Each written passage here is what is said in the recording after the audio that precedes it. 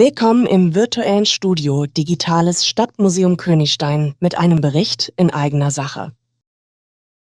Demokratiegeschichte gehört zum digitalen Stadtmuseum. Daher veranstaltet der neue Königsteiner Kreis e.V. am Samstag, den 21. März 2026 um 14 Uhr eine besondere Führung durch die Festungsruine Königstein.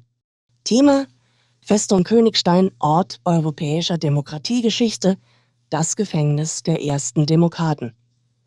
Der Königsteiner Historiker Christoph Schlott, der die Demokratiegeschichte der Festungsruine im Detail erforscht hat, berichtet aus der Zeit des politischen Gefängnisses zwischen 1793 und 1795.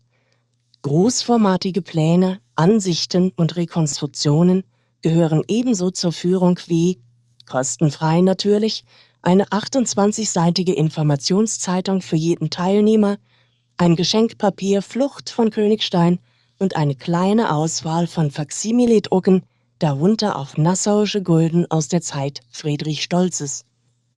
Wer nach rund 120 Minuten noch fit und wissbegierig ist, kann mit Christoph Schlott zusammen mit eigenen Augen oder auch mit einem selbst mitgebrachten Fernglas von der Festungsruine aus einen Rundblick auf die Königsteiner Orte der Demokratiegeschichte werfen oder sich als Abschluss von den Vermessungsarbeiten auf der Festungsruine und den Ausgrabungen im inneren Schlosshof berichten lassen.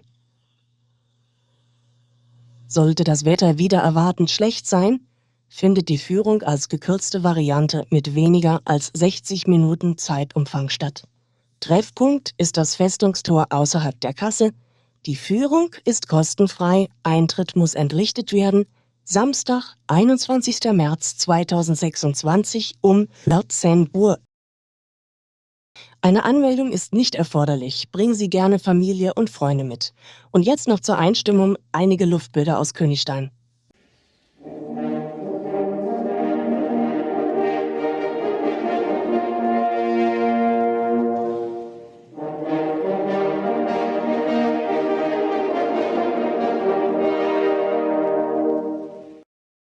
Aus der Luft gegriffen. Die Festungsruine Königstein von oben.